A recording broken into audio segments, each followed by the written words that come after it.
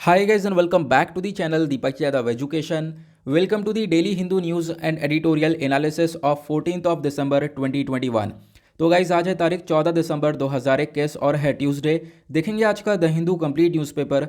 The Hindu complete newspaper को analyse करेंगे, but lecture में आगे बढ़ने से पहले अगर आप लोगों को ये कंप्लीट न्यूज़पेपर का पीडीएफ चाहिए तो क्या करना है, सबसे पहले डाउनलोड करना है टेलीग्राम और फिर जाकर सर्च बॉक्स में टाइप करना है Deepak Yadav education. As you can see guys आप लोगों को ये वाला चैनल मिल जाएगा, उस पर क्लिक करना और जाकर इस चैनल को ज्वाइन कर लेना। देखो अगर आप लोगों को इस तरीके से ये चैनल नहीं मिलता है तो नीचे डिस्क्रिप्शन बॉक्स में आप सभी लोगों को टेलीग्राम का लिंक दिया गया है, वो लिंक इसी चैनल का है। जैसे आप उस पर क्लिक करोगे ऑटोमेटिकली ये चैनल ओपन हो जाएगा, इसको जाकर ज्वाइन कर लेना। नाउ ज्वाइन करने से फ़ायदा क्या होगा, यहाँ पर आपको डेली बेसिस पर द हिंदू न्यूज़पेपर मिल जाता है, डेली करंट अफेयर के वीडियो का पीडीएफ मिल जाता है, डेली बहुत सारे डिजिटल नोट्स मिल जाते हैं और ये सारी चीज़ें मिलती हैं बिल्कुल फ्री में, तो जाकर इसको ज़रूर ज्वाइन करना। नाउ बढ़ते हैं आगे, और आगे बढ़ने से पहले हमेशा की तरह हम लोग अपने लेक्चर को एक मैप के क्वेश्चन के साथ स्टार्ट करेंगे। तो आज आप सभी लोगों को मैप में जाकर देखना है जमाइका को कहाँ पर है ये एग्जैक्टली लोकेटेड, अच्छे से मैप में देखना। देन उसके बाद आकर नीचे कमेंट सेक्शन में टाइप करना, जिससे कि आप लोग इसको लंबे समय तक याद रख पाओगे। साथ ही साथ एक क्वेश्चन सॉल्व करेंगे जो कि यूपीएससी प्रीवियस ईयर 2000 के प्रीलिम्स में पूछा गया था। डेली बेसिस पर हम लोग यहाँ पर एक प्रीवियस ईयर क्वेश्चन को भी सॉल्व करते हैं। बहुत इंटरेस्टिंग सा क्वेश्चन है, इसको ज़रूर सॉल्व करना। क्वेश्चन क्या बोलता है, which one of the following lakes form an international boundary between Tanzania and Uganda. Tanzania और युगांडा के बीच में एक जो लेक है, एक जो झील है, वो एक इंटरनेशनल बाउंड्री बनाती है। उस झील का नाम बताना है। नीचे ऑप्शन दिए गए हैं, ए चाड, बी मलावी, सी विक्टोरिया या फिर डी जम्बेजी। तो यहाँ पर सभी लोग इसके बारे में सर्च करना और बहुत सारे लोगों को पता भी होगा इसका जो करेक्ट आंसर है, और फिर उसके बाद नीचे कमेंट सेक्शन में टाइप करना। एटलीस्ट सभी लोग को इसके अंदर पार्टिसिपेट करना है, सभी लोग इसका आंसर देने की कोशिश किया करो। बाय द वे इसका जो करेक्ट आंसर है मैंने आप लोगों को नीचे प्रोवाइड करवा दिया है, प्लस टेलीग्राम पर भी प्रोवाइड करवा दिया है, वहाँ से भी जाकर इसको चेकआउट कर सकते हो। तो चलो शुरुआत करते हैं। यह है आज का सबसे पहला आर्टिकल और काफ़ी इंपॉर्टेंट है हमारे जीएस पेपर 1 कल्चर के पॉइंट ऑफ व्यू से। हमारे प्राइम मिनिस्टर ने एक स्टेटमेंट दिया है, heritage and progress now go side by side in India. तो क्या है इसका मकसद, हम लोग यहाँ पर इसको डिस्कस करेंगे। सबसे पहली बात, ये जो स्टेटमेंट दिया गया है, ये स्टेटमेंट दिया गया तब जब काशी विश्वनाथ कॉरिडोर का उद्घाटन किया गया। कल आपको मालूम होगा काशी विश्वनाथ कॉरिडोर का जो फेज़ 1 है इसका इनॉग्रेशन हो चुका है। काशी विश्वनाथ कॉरिडोर प्रोजेक्ट क्या है इसके बारे में हम लोग डिस्कशन करेंगे, डिटेल में सारी चीज़ों को समझेंगे, लेकिन उससे पहले इस लाइन का मतलब समझते हैं। तो प्राइम मिनिस्टर ने यहाँ पे बोला जो विरासत है और विकास है दोनों इंडिया के अंदर तेज़ी से चल रहा है। तो यहाँ पर एग्जैक्टली इनका कहना यह है कि आज के टाइम पर बहुत सारे मंदिर का अच्छी तरीके से डेवलपमेंट किया गया है। साथ ही साथ अगर हम बात करें साइंस एंड टेक के फील्ड में तो वहाँ पर भी हम लोग काफ़ी तेज़ी से ग्रो हो रहे हैं। इंडिया आज के टाइम पर ना ही सोमनाथ टेम्पल को ब्यूटीफाई कर चुका है, साथ ही साथ यहाँ पर 1000 किलोमीटर्स का जो ऑप्टिकल फाइबर है हमने वो सी के अंदर बिछाया है। आपको मालूम होगा हमने अंडमान से कनेक्ट किया है ऑप्टिकल फाइबर केबल को, मतलब समुद्र के अंदर से जो इंटरनेट की केबल है वो बिछाई है। तो एक तरफ आप देख पाओगे जो हमारी विरासत हैं, जो हेरिटेजेस हैं, ठीक है, उनके ऊपर हमारा डेवलपमेंट लगातार हो रहा है। साथ ही साथ जो हमारा प्रोग्रेस है, जो हमारा विकास है, वो भी लगातार होता हुआ नजर आ रहा है। उसके बाद यहाँ पर इन्होंने फिर स्टेटमेंट दिया कि आज के टाइम पर इंडिया ने केदारनाथ को रिनोवेट किया, उसको वापस से रिनोवेट किया है अच्छे से, और दूसरी तरफ आप देख पाओगे इंडिया ने स्पेस की कैटेगरी में बहुत कुछ करके दिखाया है।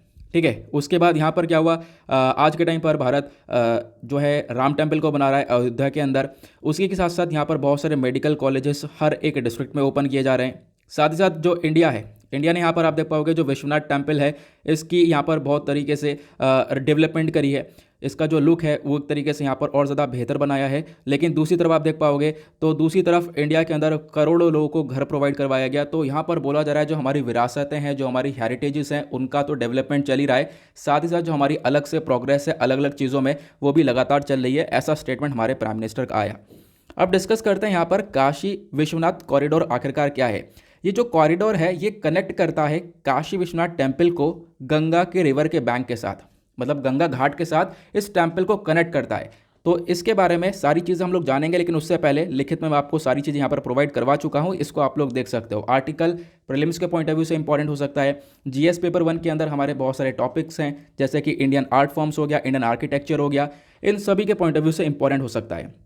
तो न्यूज़ में क्यों है, क्योंकि रिसेंटली प्राइम मिनिस्टर ने इनॉग्रेशन कर दिया है, उद्घाटन कर दिया है काशी विश्वनाथ कॉरिडोर प्रोजेक्ट के फेज़ 1 का। आपको ध्यान रखना है ये फेज़ 1 का उद्घाटन किया गया है अभी, ठीक है, अभी और भी काम इसके ऊपर करना बाकी है।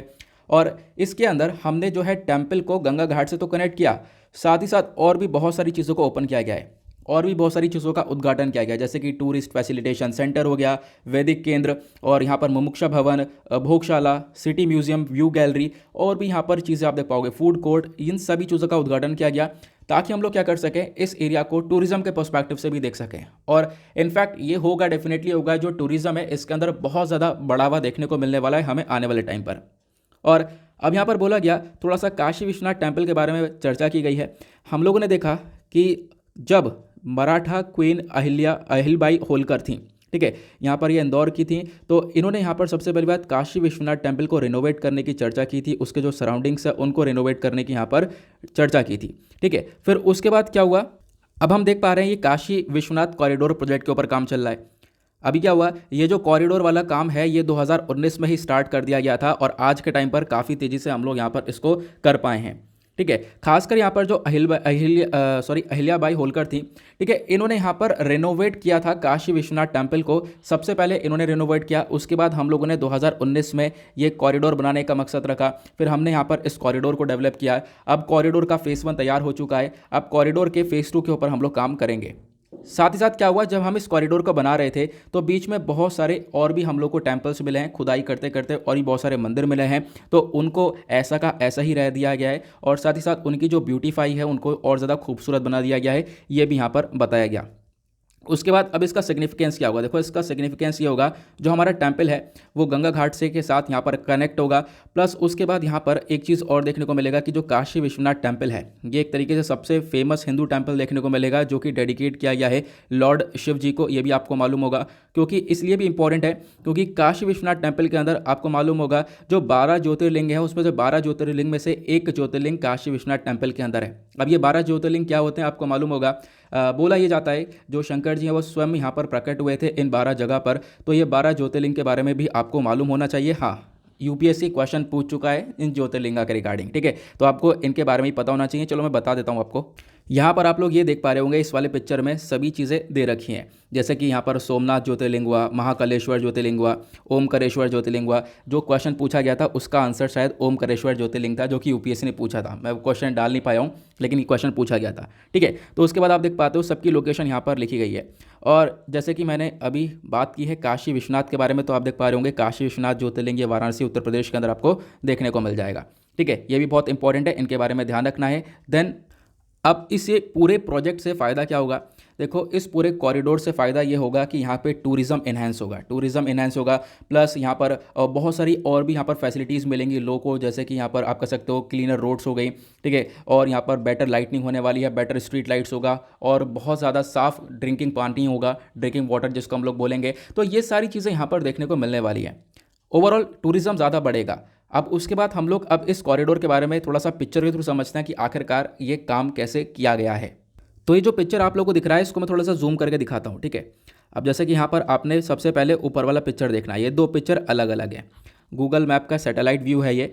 अगर हम यहाँ पर देखें तो इधर आपको ये काशी विश्वनाथ टेम्पल देखने को मिलेगा। काशी विश्वनाथ टेम्पल के बराबर में ज्ञानवापी मस्जिद है। ये कॉरिडोर से पहले का सिनेरियो है, ठीक है, कॉरिडोर बनने से पहले का सिनेरियो है। तो सामने आप देख पा रहे होंगे यहाँ पर गंगा नदी बह रही है। अब इधर के सामने क्या है, यहाँ पर इस वाले जो मंदिर है, ये जो काशी विश्वनाथ टेम्पल है, यहीं पर सामने एक कॉरिडोर बनाया गया है। और एक तरीके से आप ये भी देख पा रहे होंगे अभी जो ये एरिया है कितना कंजेस्टेड है, बहुत सारे घर वगैरह यहाँ पर बने पड़े हैं। अब घर वगैरह बने पड़े हैं तो यहाँ पर सिंपल सा रास्ता आपको दिखेगा नहीं, कोई भी यहाँ पर फॉरेनर वगैरह आता है, फिर देखो यहाँ पर पूरे हिंदुस्तान से बहुत सारे लोग आते हैं दर्शन करने के लिए, तो यहाँ पर रास्ता वगैरह मिलता नहीं है सामने से, बहुत सारे घर वगैरह सामने बने पड़े हैं। तो अब इसी को यहाँ पर एक कॉरिडोर बनाया गया है, जैसा कि अब ये बनने के बाद कुछ इस प्रकार से ये नज़र आता है। यहाँ पर आप देख पाओगे अब क्या हुआ, बिल्कुल वही वाला पिक्चर है ऊपर, यहाँ पर इस प्रकार से कॉरिडोर बना दिया गया। ये आपको मंदिर दिख रहा होगा काशी विश्वनाथ टेम्पल, और सामने गंगा रिवर आपको दिख रही होगी। तो इस प्रकार से यहाँ पर कॉरिडोर बनाया गया कि डायरेक्टली यहाँ पर स्नान करो और उसके बाद यहाँ पर मंदिर के दर्शन, ठीक है। बराबर में आपको ज्ञानवापी मस्जिद भी नज़र आ रहा होगा, ठीक है। तो ये इस प्रकार से कॉरिडोर डेवलप हुआ है। आई होप आपको बहुत अच्छे से ये कॉरिडोर के बारे में सारी चीज़ें समझ में आ चुकी हैं, ठीक है। पहले कंजेस्टेड एरिया था लेकिन अभी घर वगैरह हटा दिए गए। अब घर हटाए गए हैं तो उसके बदले में सरकार ने रिलोकेट किया है उनको, वापस से दूसरी जगह पर जगह दी है, बहुत सारे शॉपकीपर्स से उनको वापस से दूसरी जगह पर जगह दी गई है। ठीक है, उसके बाद यहाँ पर आराम से इस प्रोजेक्ट को डेवलप किया गया है। हालांकि काफ़ी टाइम लगा और काफ़ी मुश्किल था ये काम करना, लेकिन फिर भी यहाँ पर ये काम करके दिखाया गया। आगे बढ़ेंगे। नाउ आते हैं अगले आर्टिकल पर। इस आर्टिकल के अंदर पूरा पोस्टमार्टम कर दिया है, जितनी भी इंपॉर्टेंट चीज़ें हैं सब कुछ यहाँ पर डिस्कस कर लिए हैं। अगला आर्टिकल यहाँ पर अगेन इकोनॉमी के पॉइंट ऑफ व्यू से इंपॉर्टेंट होने वाला है। इकोनॉमी आता है हमारा जीएस पेपर 3 के अंदर। यहाँ पे चर्चा की गई है जो इन्फ्लेशन है वो बढ़ता हुआ नजर आया है नवंबर के महीने में लगभग 4.91% से। तो यहाँ पे डिस्कस करेंगे कुछ इंपॉर्टेंट चीज़ों को, जैसे कि पहले तो आप लोग इस पिक्चर को देख लो। यहाँ पर क्या चर्चा करी गई है कि जैसे आप लोग इन्फ्लेशन देख पा रहे होंगे, लगातार पहले तो कम हो रहा था। जो महंगाई है, इन्फ्लेशन का मतलब क्या है, महंगाई है, ये बीच में कम तो हो रही थी, लेकिन अप्रैल के बाद यहाँ पर क्या हुआ है, बढ़ना चालू हुई है। पहले बात आप यहाँ पर एक चीज़ और देखोगे, यहाँ पर मई, जून, जुलाई, अगस्त, उसके बाद यहाँ पर अप्रैल के बाद यहाँ पर मई, जून, जुलाई, अगस्त, सितंबर, ये सब महीने आप देख पाओगे लगातार इन्फ्लेशन डाउन हो रहा है। और नवंबर के महीने में ये तेज़ी से इंक्रीज होता हुआ नजर आया। नवंबर के महीने में महंगाई बढ़ती हुई नजर आई है, तो उसको लेकर ये एक डेटा निकल कर आया है, तो इसके बारे में ध्यान रख सकते हो। और सबसे ज़्यादा महंगाई किस पर देखने को मिली, वो है वेजिटेबल। ठीक है, जो सब्जियों के दाम है वो भी काफ़ी हद तक इंक्रीज हुए हैं, 7.45% से इंक्रीमेंट यहाँ पर देखने को मिला है। अब आपसे एक क्वेश्चन यहाँ नहीं पूछा जाएगा कि हाँ कि वेजिटेबल के प्राइस इंक्रीज़ हुआ है नवंबर के महीने में, कितना इंक्रीज़ हुआ है, ये सब चीज़ें नहीं पूछी जाएंगी। ठीक है, लेकिन आपको इन्फ्लेशन के बारे में काफ़ी सारी चीज़ें हैं जिसके बारे में पता होना चाहिए कि इन्फ्लेशन आखिरकार क्या होता है। ये आपको समझ में आ चुका है, क्योंकि जो आप इकोनॉमी पढ़ोगे, कोई भी स्टैटिक बुक से पढ़ोगे, तो वहाँ पर इन्फ्लेशन पूरा चैप्टर देखने को मिलेगा। आपको पढ़ना होगा कि इन्फ्लेशन को कैसे मेजर करते हैं, CPI WPI क्या होता है। तो डोंट वरी, मैं आपको समझाता हूँ, एक एक करके आराम से समझेंगे। सबसे पहली बात, यहाँ पर इन्फ्लेशन क्या होता है, देखो इन्फ्लेशन की सिंपल सी definition, rise in the price of goods and services. पहले मैं आप लोगों को बता चुका हूँ, जो हमारे गुड्स एंड सर्विसेज हैं उनके दाम बढ़ जाना, उसको हम लोग इन्फ्लेशन बोलते हैं, मतलब महंगाई बढ़ जाना। ठीक है, अब यहाँ पर इन्फ्लेशन को हम लोग मेजर करते हैं अलग अलग तरीके से, मैं उसके बारे में भी आप लोगों को बताऊंगा। लेकिन उससे पहले इन्फ्लेशन को मेजर कौन करता है, तो इन्फ्लेशन को मेजर करती है हमारी सेंट्रल गवर्नमेंट अथॉरिटी, ये आपको ध्यान रखना है। उसके बाद यहाँ पर एक चीज़ और है, ministry of statistics and programme. ये क्या करता है, ये इस पूरे जो एक तरीके से इन्फ्लेशन मेजर करने का पूरा मेथड है, उसको इम्प्लीमेंट करता है। फिर उसके बाद अब मेजर करते कैसे हैं, तो देखो इन्फ्लेशन को भारत के अंदर मेजर किया जाता है दो तरीके से, एक होता है CPI और एक होता है WPI। CPI मतलब क्या होता है, कंज्यूमर प्राइस इंडेक्स, WPI मतलब होता है होलसेल प्राइस इंडेक्स। ठीक है, इन दोनों के बेसिस पर हम लोग क्या करते हैं, दाम को मेजर करते हैं। अब जो ये ऊपर आर्टिकल में कौन से इन्फ्लेशन की बात हो रही है, यहाँ पर CPI बेसिकली रिटेल इन्फ्लेशन के बारे में बात हो रही है। जो CPI होता है हमारा, वो रिटेल इन्फ्लेशन होता है। जो WPI है वो आप कह सकते हो होलसेल, जब हम लोग बल्क में सामान को खरीदते हैं। ठीक है, वो हमारा WPI कहलाता है। मैं भी आपको इसके बारे में डिटेल में समझाऊंगा, लेकिन उससे पहले ये भी जान लो कि आखिरकार इन्फ्लेशन बढ़ रहा है, महंगाई बढ़ रही है, तो उसके पीछे का रीज़न क्या होगा।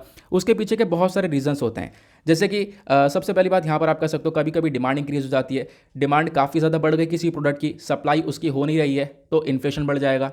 दूसरा यहाँ पर होता है कॉस्ट पुश इन्फ्लेशन। पहला डिमांड पुल इन्फ्लेशन हो गया, दूसरा कॉस्ट पुश इन्फ्लेशन का मतलब यह है कि पहले प्रोडक्शन हो रहा था 3 रुपये का, अब प्रोडक्शन के अंदर थोड़ा सा कॉस्ट ज़्यादा बढ़ चुकी है, मतलब प्रोडक्शन पहले 3 का हो रहा था अब 4 का हो रहा है, तो वो मार्केट में भी थोड़ा ज़्यादा पैसे का उतरेगा। तो इसके बेसिस पर भी हम लोग देख पाते हैं जब प्रोडक्शन के अंदर कॉस्ट बढ़ जाती है तो उससे भी महंगाई बढ़ जाती है। उसके बाद एक और ये देखने को मिलता है, जैसे जैसे महंगाई बढ़ती है उसके बाद जो वेजर्स होते हैं या फिर आप कह सकते हो जो भी हमारे वर्कर्स होते हैं, वो ये डिमांड करते हैं कि अब महंगाई बढ़ रही है और हमारा एक तरीके से जो वेज है, हमारी जो एक तरीके से मजदूरी है या सैलरीज हैं, इनके अंदर भी इंक्रीमेंट होना चाहिए। तो इसके बेसिस पर भी हम लोग देख पाते हैं कि जो इन्फ्लेशन है वो इंक्रीज़ होता है। तो इसके बारे में आपको ध्यान रखना है, कुछ कॉजेज हैं जिसकी वजह से इन्फ्लेशन बढ़ता है। ठीक है, तो मैंने 3 कॉजेज बताए, एक डिमांड पुल इन्फ्लेशन, दूसरा कॉस्ट पुश इन्फ्लेशन, तीसरा बिल्ट इन इन्फ्लेशन। जब यहाँ पर वेजर्स जो एक तरीके से वर्कर्स होते हैं वो कहते हैं कि यार हमारा भी जो एक तरीके से सैलरीज वगैरह हैं उसके अंदर इंक्रीमेंट होना चाहिए। अब ये आपने समझा। अब उसके बाद बात करते हैं कि CPI WPI क्या होता है, जिसके बेसिस पर हम लोग इन्फ्लेशन को मेजर करते हैं। बहुत इंपॉर्टेंट चीज़ है जिसके बारे में आप लोग को ध्यान रखना है। सबसे पहली बात, जो कंज्यूमर प्राइस इंडेक्स होता है, कंज्यूमर प्राइस इंडेक्स आप नाम समझ में आप हो रहा होगा, ये कंज्यूमर के लिए है। होलसेल प्राइस इंडेक्स, यहाँ पर होलसेल मतलब जब हम लोग होलसेल की बात कब करते हैं, जब हम लोग ढेर सारा बल्क में सामान खरीद रहे हैं। कंज्यूमर आप हो, मैं हूँ, जो हम लोग अपने डेली बेसिस पर यहाँ पर जो कंज्यूमेबल आइटम्स को परचेज कर रहे हैं। ठीक है, तो उसके बेसिस पर आप कह सकते हो जब हमारा जो कंज्यूमर, जो छोटा मोटा प्रोडक्ट हम लोग खरीद रहे हैं, इसके जो प्राइस हैं, इसके प्राइस जब ऊपर नीचे होते रहेंगे उसको मेजर किया जाएगा, तो यहाँ पर वो CPI के अंडर आता है। होलसेल के अंदर क्या होता है, जब बल्क में हम लोग एक तरीके से चीज़ों को खरीदते हैं या फिर जो बल्क के अंदर यहाँ पर चीज़ों का ट्रेड किया जाता है, जो बल्क में इकट्ठा जब प्राइसेस के जो अंदर चेंजेस देखने को मिलेंगे, अप डाउन देखने को मिलेगा, तो वो हमारा होलसेल प्राइस इंडेक्स के अंदर में आता है। ठीक है। तो यहाँ पर हमने देखा इसके बारे में, सबसे पहली बात यहाँ पर जो सीपीआई है, कंज्यूमर प्राइस इंडेक्स, ये रिलीज करता है नेशनल स्टैटिस्टिकल ऑफिस, ये ध्यान रखना। कंज्यूमर प्राइस इंडेक्स यहाँ पर कैलकुलेट करता है प्राइस के अंदर डिफरेंसेस, जैसे मैंने बताया प्राइस का जो अप डाउन है उसको कैलकुलेट किया जाता है, खासकर कमोडिटीज़ के ऊपर, और जो छोटी मोटी सर्विसेज हैं, फूड हो गया, मेडिकल केयर हो गया, एजुकेशनल, इलेक्ट्रॉनिक्स, जो भी हम लोग इंडियन कंज्यूमर्स बाय करते हैं अपने इस्तेमाल के लिए। ठीक है, कंज्यूमर प्राइस इंडेक्स क्लियर हुआ। अब यहाँ पर जब कंज्यूमर प्राइस इंडेक्स की बात करते हैं तो यहाँ पर 4 प्रकार के देखने को मिलते हैं। एक होता है सीपीआई फॉर इंडस्ट्रियल वर्कर, दूसरा सीपीआई फॉर एग्रीकल्चरल लेबर, और उसके बाद तीसरा आता है सीपीआई फॉर लेबर, और चौथा आता है सीपीआई रूरल अर्बन, दोनों कंबाइन करके। ठीक है, तो आपको इसके बारे में ध्यान रखना है। सीपीआई मतलब एग्रीकल्चर के सेक्टर में, दूसरा रूरल सेक्टर में, और उसके बाद यहाँ पर एक अर्बन सेक्टर में, और उसके बाद आप कह सकते हो कि रूरल अर्बन कंबाइन करके, ये यहाँ पर हो गया। अब उसके बाद इसमें से भी ध्यान रखना है कि कुछ इंपॉर्टेंट चीज़ है। सबसे बड़ी बात यहाँ पर जो पहले 3 वाले सीपीआई हैं, मतलब कि सीपीआई इंडस्ट्रियल वर्कर, एग्रीकल्चर और रूरल लेबरर के लिए, जो पहले 3 वाले सीपीआई हैं, इसको कौन लाता है? इसको कंपाइल करती है labour bureau in ministry of labour and employment. ठीक है, कौन? Ministry of labour and employment. और जो लास्ट वाला यहाँ पर सीपीआई रूरल अर्बन कंबाइन वाला, इसको कंपाइल करता है नेशनल स्टैटिस्टिकल ऑफिस। ये भी आपको ध्यान रखना है। आगे बढ़ते हैं। अब यहाँ पर सीपीआई का बेस ईयर क्या है? वो 2012 है। 2012 से हम लोग महंगाई को हमेशा जब भी मेजर करते हैं तो 2012 से उसका डिफरेंस देखा जाता है। ओके, ये हुआ। अब उसके बाद आते हैं होलसेल प्राइस इंडेक्स पर। होलसेल प्राइस इंडेक्स के अंदर हम लोग क्या करते हैं, जो प्राइस है उसको मेजर करते हैं, लेकिन जब गुड्स को सोल्ड किया जाए, जब उसका व्यापार किया जाए बल्क में, ठीक है, किस में? बल्क में। जब ढेर सारा गुड्स आप बेचोगे, खरीदोगे, जब उसका व्यापार करोगे, तो उसके प्राइस के अंदर जो चेंजेस हो रहे हैं, वहाँ पर हम लोग WPI की कैटेगरी को लेकर आते हैं, होलसेल प्राइस इंडेक्स को लेकर आते हैं। अब जब होलसेल प्राइस इंडेक्स की बात कर रहे हैं तो इसको कौन पब्लिश करता है? इसको पब्लिश करता है office of economic adviser, ministry of commerce and industry के अंडर में आता है। तो ministry of commerce and industry इसको पब्लिश करती है, इसके बारे में ध्यान रख सकते हो। ठीक है, तो ये इसके बारे में आपको ध्यान होना चाहिए। उसके बाद यहाँ पर जो हमारा WPI है, होलसेल प्राइस इंडेक्स, यहाँ पर इसका जो बेस ईयर है वो यहाँ पर आपको देखने को मिलेगा कि 2011-12 इसका बेस ईयर देखने को मिलेगा, और WPI का भी हमारा 2012 ही है। आई होप आपको ये आर्टिकल बेहतरीन तरीके से क्लियर हो चुका है। ठीक है, आगे बढ़ते हैं अगले आर्टिकल पर, लेकिन उससे पहले वीडियो को लाइक कर देना यार। लाइक करना भूल जाते हो आप लोग मज़े मज़े में, मतलब समझते समझते लाइक कर देना। लाइक करने से एक सपोर्ट मिलता है, वीडियो आगे तक रीच होता है।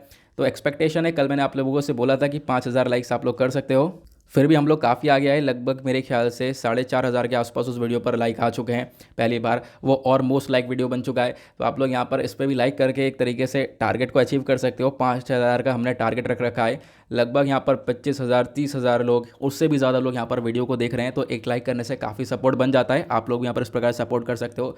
मैं सारा ज़्यादा से ज़्यादा जो कंटेंट आपको यहाँ पर प्रोवाइड करवाने की कोशिश कर रहा हूँ, नोट्स वगैरह प्रोवाइड करवाने की कोशिश कर रहा हूँ। आपको न्यूज़पेपर यहाँ पर फ्री ऑफ कॉस्ट सारी चीज़ें यहाँ पर मिल जाती हैं, तो आप लोग इतना कर सकते हो सपोर्ट करने के लिए। ओके, आगे बढ़ते हैं अगले आर्टिकल पर। नेक्स्ट आर्टिकल भी ज़बरदस्त होने वाला है। अभी हम लोग रिपब्लिक डे को सेलिब्रेट करेंगे। अब जब रिपब्लिक डे को सेलिब्रेट किया जाएगा तो हम लोग क्या करते हैं, कभी कभी बहुत सारी कंट्रीज़ को इनवाइट करते हैं कि भाई उनके लीडर्स को इनवाइट करते हैं कि आ जाएं वो लोग। ठीक है, अब की बार हम लोगों ने क्या किया है, सेंट्रल एशियन लीडर्स को इन्वाइट किया गया है अपने रिपब्लिक डे के लिए। ठीक है, तो यहाँ पर इसके बारे में ध्यान रखना है। तो अगर ये लोग एक्सेप्ट करते हैं तो ऐसा पहली बार होगा कि जो सेंट्रल एशियन की 5 कंट्रीज़ हैं वो यहाँ पर हमारे रिपब्लिक डे परेड को अटेंड करेंगी। तो हमारी रिपब्लिक डे परेड के अंदर हम लोगों ने इनको इनवाइट किया है, सेंट्रल एशिया के अंदर जो 5 कंट्रीज़ हैं इनको, तो इसके बारे में ध्यान रखना है। और वो 5 कंट्रीज़ कौन कौन सी हैं जिनको इनवाइट किया गया? वो है कज़ाकिस्तान, किर्गिस्तान, तजिकिस्तान, तुर्कमेनिस्तान और उज़्बेकिस्तान। ठीक है, तो इसके बारे में आइडिया हो गया।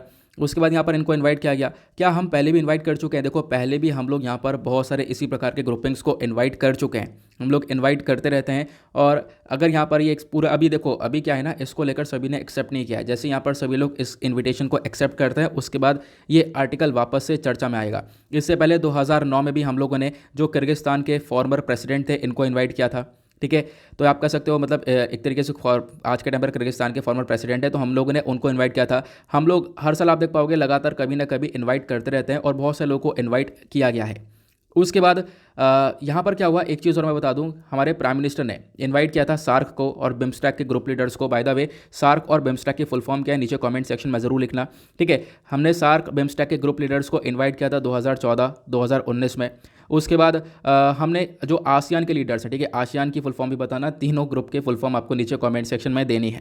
ठीक है, तो आसियान के जो 10 लीडर्स हैं, 10 कंट्रीज़ हैं, इनको भी इनवाइट किया गया था 2018 के रिपब्लिक डे पर एज अ गेस्ट। ठीक है, तो अब की बार भी हम लोग रिपब्लिक डे पे जो परेड हो रही है उस पर अब की बार सेंट्रल एशियन कंट्रीज़ को बुला रहे हैं। वो 5 कंट्रीज़ कौन कौन सी हैं मैंने आपको उनका नाम भी बता दिया है। ठीक है, तो इसके बारे में ध्यान रखना है। बाकी इसमें कुछ नहीं बताया गया, बाकी वापस से वही चीज़ें रिवाइज करवाई गई हैं कि भाई कौन कौन आएगा, कौन कौन से जो प्रेसिडेंट है उनका नाम दिया गया है, जो कि आपके लिए ज़्यादा कुछ खास नहीं है। ठीक है, ये हो गया। आगे बढ़ें तो यहाँ पर 5 कंट्रीज़ कौन कौन सी हैं एक बार फिर से देख लेते हैं। कजाकिस्तान, किर्गिस्तान, तजिकिस्तान, तुर्कमेनिस्तान और उज़्बेकिस्तान। इसको मैप में देख लेना, आपस में सब एक साथ ही आपको देखने को मिलेंगे। ठीक है, आगे बढ़ते हैं नेक्स्ट आर्टिकल पर।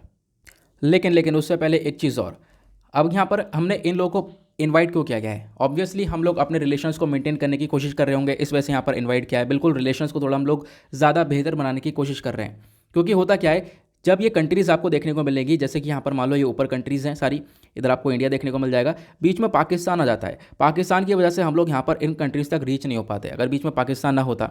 ठीक है, तो यहाँ पर आप कह सकते हो कि इस प्रकार से हम लोग कनेक्टिविटी को और ज़्यादा अच्छे से कर सकते थे। तो लैंड की कनेक्टिविटी यहाँ पर थोड़ी सी प्रॉब्लम देखने को मिलती है, अदरवाइज़ यहाँ पर इन्विटेशन दिया गया है, हम लोग थोड़ा सा और ज़्यादा बेहतर कर पाएंगे इन कंट्रीज़ के साथ मिलकर।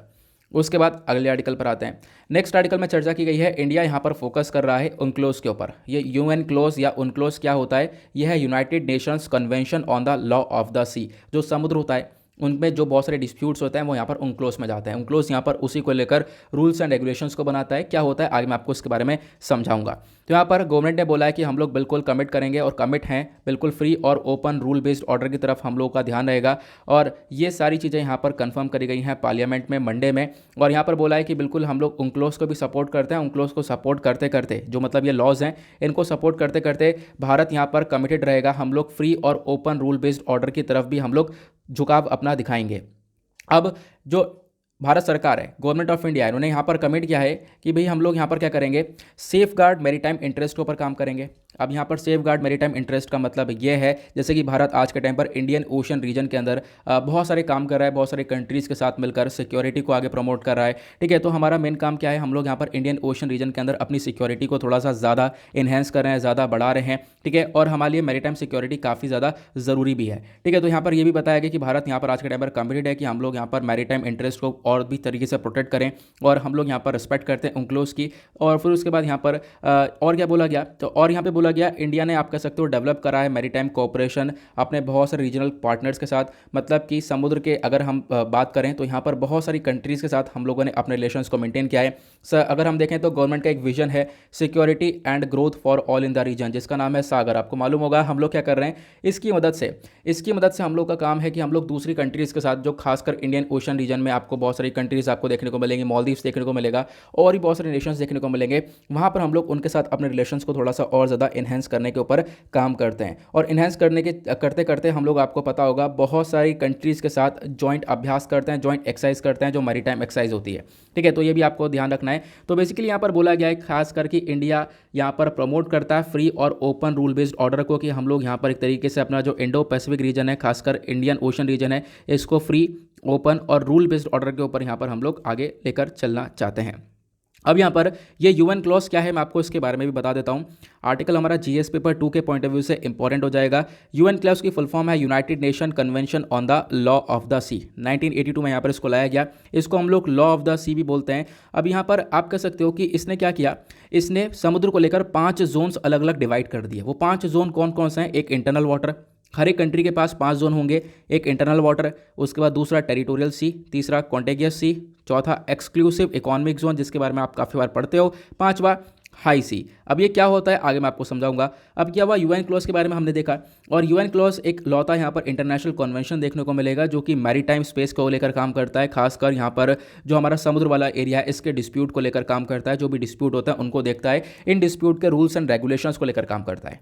ठीक है, अब यहाँ पर जैसे मैंने आपको बताया था 5 एरियाज कौन कौन से हैं, उनको आप लोग यहाँ पर इस पिक्चर के थ्रू समझ सकते हो। जैसे मान लो कोई कंट्री हो गया, उस कंट्री के पास यहाँ पर ये 5 समुद्र का जो हिस्सा है, ठीक है, उसके पास समुद्र का जो हिस्सा है वो 5 चीज़ों में, अलग अलग चीज़ों में डिवाइड किया गया है। जैसे कि यहाँ पर, जैसे आप कह सकते हो कि उसका जो थोड़ा सा लैंड है तो यहाँ पर इंटरनल वाटर हुआ, उसके बाद टेरिटोरियल सी हुआ थोड़ा सा आगे, उसके बाद एक्सक्लूसिव इकोनॉमिक जोन हुआ। और आपको मालूम होगा जो कोई भी टेरिटरी हो गई, कोई भी कंट्री की टेरिटरी हो गई, उसका जो बेस लाइन है, उसके बेस लाइन से आगे 200 नॉटिकल माइल्स तक एक्सक्लूसिव इकोनॉमिक जोन होता है। मतलब इतना जो हिस्सा होता है वो एक तरीके से जो भी पानी है, ठीक है, जो भी समुद्र है, जैसे कि अगर हम इसको थोड़ा समझे तो इंडिया का मैप आप नीचे से ऐसे देख पाओगे। ठीक है, मान लो यहाँ पर ये समुद्र आपको देखने को मिलेगा।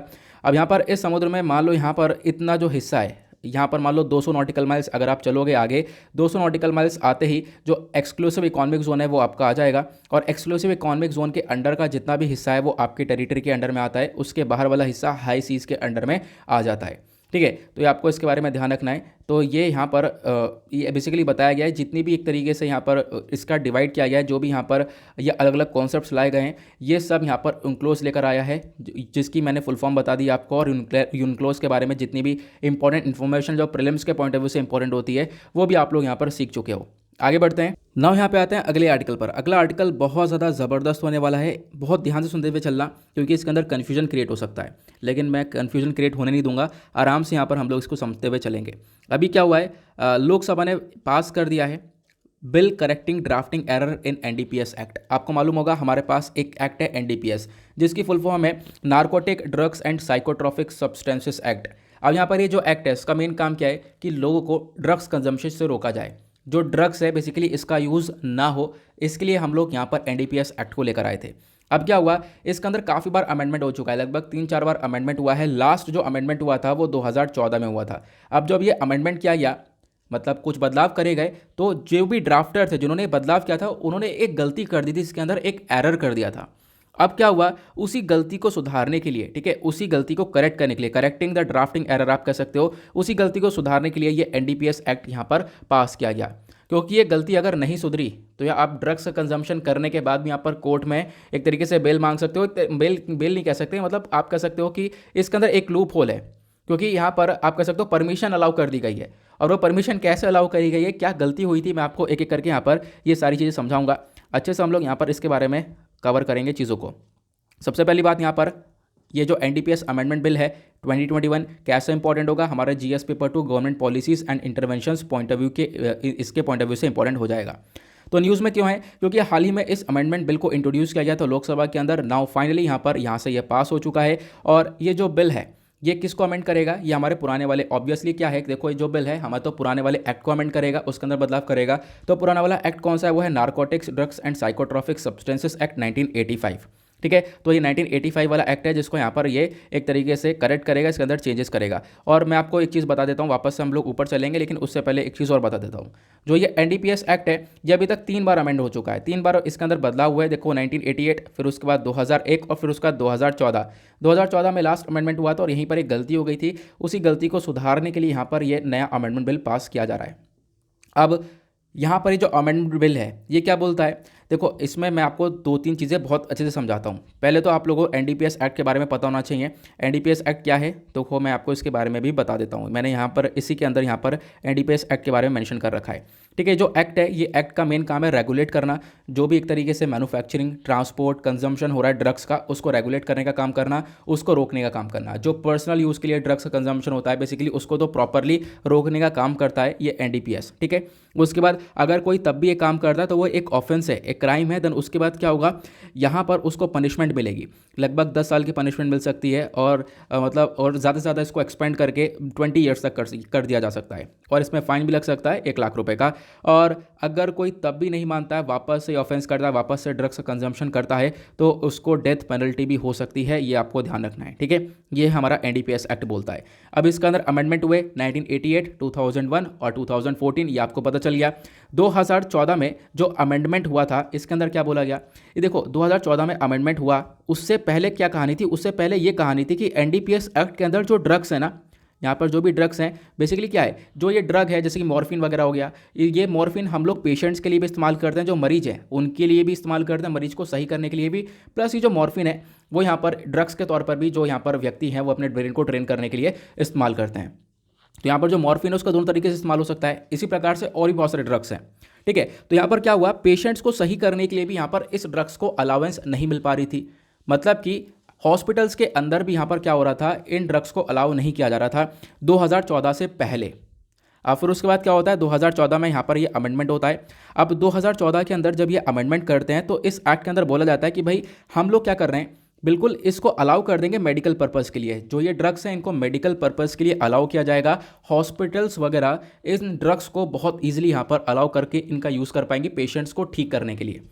लेकिन क्या हुआ, यहाँ पर हम लोग ये मेंशन करना भूल गए, जो खासकर ड्राफ्टर थे जिन्होंने ये अमेंडमेंट किया था, वो ये मेंशन करना भूल गए कि ड्रग्स मेडिकल पर्पज़ के लिए तो अलाउ होगा, इन्होंने बोल दिया, लेकिन इन्होंने ये अलग से मेंशन नहीं किया कि जो पर्सनल यूज़ है उसके लिए यहाँ पर हम लोग अलाउ नहीं कर रहे हैं। ठीक है, तो क्या था, जब यहाँ पर अमेंडमेंट किया गया तो इन्होंने यहाँ पर ये सेक्शन डाला, इसके साथ क्या करना चाहिए था, एक सेक्शन इसके अंदर ऐड कर देना चाहिए था। ऐड करने के बाद ये भी बोलना चाहिए था कि पर्सनल यूज़ के लिए यहाँ पर ये अलाउ नहीं किया गया है। ठीक है, तो इसी वजह से क्या हुआ, ये कोर्ट, एक कोर्ट है त्रिपुरा कोर्ट, वहाँ पर ये केस पहुँचता है और वहाँ पर जो व्यक्ति है जिसने ड्रग्स का कंजम्पशन किया है, उसने यहाँ पर यही मुद्दा रखा। उसने यहाँ पर ये बोला कि आपके लॉ के अंदर लूप होल है, क्योंकि आपके अंदर लिखा ही नहीं है, आपके लॉ के अंदर लिखा ही नहीं है कि यहाँ पर पर्सनल यूज़ के लिए मना किया गया है। ठीक है, तो यहाँ पर मुद्दा यही उठता था कि बार बार जो एनडीपीएस बॉडी वो ये बोलती थी, मतलब कि इसमें ये क्या है कि देखो मकसद तो यही है हमारा कि मेडिकल पर्पज़ के लिए लागू करें, और ये जनरल सी सोचने वाली बात है कि यहाँ पर जो पर्सनल यूज़ है उसके लिए ड्रग्स को अलाउ नहीं किया जाएगा, लेकिन यहाँ पर फिर भी लॉ के अंदर मेंशन करना चाहिए था, ऐसा यहाँ पर उस व्यक्ति का कहना है। तो लॉ के अंदर यहाँ पर ये सारी चीज़ मेंशन नहीं करी गई थी। अब जो 2021 का यह अमेंडमेंट बिल है, तो इसके अंदर यही बदलाव किया जाएगा और इस चीज़ को अलग से मेंशन करवाया जाएगा कि भाई यहाँ पर वो मेडिकल पर्पज़ के लिए, पर्सनल यूज़ के लिए यहाँ पर आपको ये ड्रग्स नहीं अलाउ किया गया है। आई होप आपको ये क्लियर हो चुका है कि क्या एरर था और क्या करेक्शन हम लोग कर रहे हैं। तो यहाँ पर जो ये अमेंडमेंट बिल है 2014 का, मैंने आपको इसके बारे में बता दिया। एनडीपीएस एक्ट का जो सेक्शन 2 है इसी को लेकर चर्चा की जाती है। ठीक है, खासकर यहाँ पर जो यहाँ पर सेक्शन 2 बोल रहा हूँ, यहाँ पर जो इसका सेक्शन 27A है, यहाँ पर बात करता है पेनल्टी वगैरह के बारे में, इन सब चीज़ों को लेकर ये बात करता है। ये केस त्रिपुरा हाईकोर्ट के अंदर पहुँचता है, मैंने आपको ये सारी चीज़ें बता दिया है। और त्रिपुरा हाईकोर्ट बोलता है बिल्कुल यहाँ पर कहीं ना कहीं लॉ के अंदर लूप होल है, लॉ के अंदर ये गलती हुई है। देखो यहाँ पर जनरल है, गलती ऐसी होती रहती है, इसमें कोई दिक्कत नहीं है। लेकिन यहाँ पर क्या है कि अब इसको लेकर मतलब केस कितना लंबा खिंच चुका है ये तो देखो आप, 2014 से फिर उसके बाद यहाँ पर अभी तक इसके ऊपर कोई भी ऐसा काम नहीं किया गया था। अब फाइनली यहाँ पर ये काम कर रहे हैं, तो इसी वजह से यहाँ पर आपको ध्यान रखना है। तो क्या हुआ था, जो इसका एनडीपीएस एक्ट है बेसिकली, इसका जो सेक्शन 27 है यही यहाँ पर बात करता था कि अगर कोई भी व्यक्ति यहाँ पर ड्रग्स का कंजम्पशन करता है तो उसको पनिशमेंट मिलेगी। ठीक है, ये सारी बातें बताता था। तो यहाँ पर क्या हुआ, लेकिन ये इनऑपरेबल हो गया। इनऑपरेबल क्यों हो गया, क्योंकि इसके अंदर अमेंडमेंट तो किया आपने, 2014 के अंदर अमेंडमेंट किया, और आपने यहाँ पर सभी के लिए इसको एक तरीके से ये एक्ट ऐसा बोल दिया गया कि यहाँ पर सभी यूज़ कर सकते हैं। खाली आपने यहाँ पर मेंशन करना चाहिए था कि ये मेडिकल पर्पज़ के लिए इस्तेमाल किया जाएगा, पर्सनल यूज़ के लिए इस्तेमाल नहीं किया जाएगा। ठीक है, अलग से यहाँ पर एक सेक्शन को ऐड करना चाहिए था। अब वो यहाँ पर काम किया जाएगा और उसके बाद यहाँ पर आप देख पाओगे चीज़ें अच्छे से वापस से रेगुलेट करवाई जाएंगी। आई होप आपको क्लियर हो चुका है, बाकी सारी मैंने चीज़ें आपको यहाँ पर मेंशन करवा दी हैं। ठीक है, ये आपको ध्यान रखना है। पूरा आर्टिकल बेहतरीन तरीके से हम लोगों ने क्लियर कर लिया है, और इनफैक्ट यहाँ पर इस आर्टिकल में इतनी इन्फॉर्मेशन नहीं है जितनी इन्फॉर्मेशन अब आपको मिल चुकी है। आगे बढ़ते हैं नेक्स्ट आर्टिकल पर। अगला आर्टिकल बात करता है, डीआरडीओ ने टेस्ट कर लिया है supersonic missile assisted torpedo system का। ठीक है, अब इसकी टेस्टिंग हो चुकी है। ओडिशा का जो व्हीलर आइलैंड है वहाँ से ये टेस्टिंग करी गई है मंडे में। ये पिक्चर कुछ रिलीज़ करे गए, यहाँ पर आप लोग देख पाओगे। तो अभी फिलहाल आप देख सकते हो कि इसका मेन काम क्या है। ये जो टॉर्पीडो है इसको इस प्रकार से डिज़ाइन किया गया है कि ये एंटी सबमरीन वॉरफेयर कैपेबिलिटी को इंक्रीज करेगा। मतलब कि सबमरीन क्या होती हैं, सबमरीन जिसको हम लोग पनडुब्बी बोलते हैं, दो प्रकार की होती हैं, कन्वेंशनल, न्यूक्लियर, सब मैं बता चुका हूँ, सब काफ़ी बार पढ़ा चुका हूँ। लेकिन क्या है, अब सबमरीन के ऊपर अटैक करना है। ठीक है, तो सबमरीन को अटैक करने के लिए यहाँ पर आप कर सकते हो ये टॉर्पीडो बनाया गया है, ये टॉर्पीडो सिस्टम बनाया गया है। और ये अब क्या करेगा, जो हमारा एंटी सबमरीन वॉरफेयर है, खासकर जो हमारा एक तरीके से काम करते हैं हम लोग एंटी सबमरीन के ऊपर, कि दूसरा जो दुश्मन है उसकी सबमरीन को उड़ाना है, हमें उसको पूरी तरह से डिस्ट्रॉय करना है, तो उसके लिए यहाँ पर ये टॉर्पीडो सिस्टम को बनाया गया है। तो आपको ध्यान रखना है टॉर्पीडो सिस्टम किस लिए बनाया गया है, दुश्मन की सबमरीन को उड़ाने के लिए। ये क्लियर हुआ, किसने बनाया है, डीआरडीओ ने बनाया है। टेस्टिंग वगैरह करी गई है, उसी टेस्टिंग के बारे में बताया गया कि जो ये कैनिस्टर बेस्ड मिसाइल सिस्टम है, कैनिस्टर मतलब इसके नीचे कैनिस्टर एक कवर देखने को मिलेगा, उसके अंदर ये मिसाइल देखने को मिलता है। ठीक है, तो कैनिस्टर बेस्ड मिसाइल सिस्टम ये आपको देखने को मिलेगा, जिसके बारे में यहाँ पर ये चीज़ें मेंशन करी गई हैं। अब यहाँ पर डीआरडीओ की लैबोरेटरीज ने मिलकर बनाया, तो डीआरडीओ के बारे में भी आपको दो चार बातें जाननी काफ़ी ज़्यादा ज़रूरी हैं प्रीलिम्स के पॉइंट ऑफ व्यू से। आर्टिकल हमारा GS paper 3 defence and security के पॉइंट ऑफ व्यू से इंपॉर्टेंट होगा। और डीआरडीओ की बात करें तो फुल फॉर्म आपको रटी हुई होगी, काफ़ी बार चर्चा करते रहते हैं हम लोग। डीआरडीओ काम करता है ministry of defence government of India के अंदर में। ठीक है, आपको मालूम होगा। और इसका मेन काम क्या है आज के टाइम पर, वेपन्स वगैरह को बनाने का। इसके चेयरमैन डॉक्टर जी सतीश रेड्डी हैं। और अगर हम बात करें, डीआरडीओ को सबसे पहली बार इस्टेब्लिश किया गया था 1958 में। पहले यहाँ पर ये अलग अलग 3 बॉडीज़ हुआ करती थी, जिसका नाम है टेक्निकल डेवलपमेंट एस्टेब्लिशमेंट, दूसरे का नाम है Indian army and directorate of technical development and production, तीसरा है डिफेंस साइंस ऑर्गेनाइजेशन। इनको कंबाइन करने के बाद डीआरडीओ को बनाया गया। पहले डीआरडीओ की शुरुआत 10 लेबोरेटरी से हुई थी। आज के टाइम पर बहुत सारी लेबोरेटरीज हैं जो कि अलग अलग चीज़ों के ऊपर काम करती हैं। कोई डिफेंस टेक्नोलॉजीज़ को बना रहा है, ठीक है, कोई aeronautics, armaments, electronics, combat vehicles, parachutes, ये मिसाइल सिस्टम, नेवल सिस्टम, इन सब चीज़ों को यहाँ पर बनाया जा रहा है। ठीक है, डीआरडीओ यहाँ पर इन चीज़ों को डेवलप करता है। और आज के टाइम पर जो ऑर्गेनाइजेशन है इसके अंदर 5,000 के आसपास आपको ये साइंटिस्ट देखने को मिलेंगे और 25,000 के आसपास और भी छोटे मोटे वर्कर्स जो कि इन साइंटिस्ट को सपोर्ट करते हैं। यहाँ भी क्लियर हुआ। उसके बाद यहाँ पर डीआरडीओ बहुत सारे मिशन के ऊपर काम करता है और आज के टाइम पर डीआरडीओ ने बहुत सारी चीज़ें डेवलप कर रही हैं, बहुत सारे अलग अलग डिफेंस इक्विपमेंट्स को बना लिया है। इसका जो मेन हेडक्वार्टर है वो आपको न्यू दिल्ली के अंदर देखने को मिलेगा। क्लियर, मैंने जल्दी जल्दी यहाँ पर इसके बारे में बता दिया क्योंकि इसके बारे में ऑलरेडी काफ़ी बार हम लोग डिस्कशन कर चुके हैं। आगे बढ़ेंगे नेक्स्ट आर्टिकल पर, आते हैं पेज नंबर 11 पर, दैट इज़ वर्ल्ड सेक्शन। देखेंगे दुनियादारी में क्या चल रहा है। यहाँ पर आता है एक आर्टिकल, सबसे पहले तो हम चलो इसी को डिस्कस कर लेते हैं। आपको मालूम होगा कल पूरे देश भर में एक तरीके से कह सकता हूँ दुनिया भर में चर्चा हो रही थी। इंडिया की हरनाज संधू हैं, यहाँ पर इनको मिस यूनिवर्स का टाइटल मिल चुका है। मिस यूनिवर्स 2021 यहाँ पर ये जीत चुकी हैं।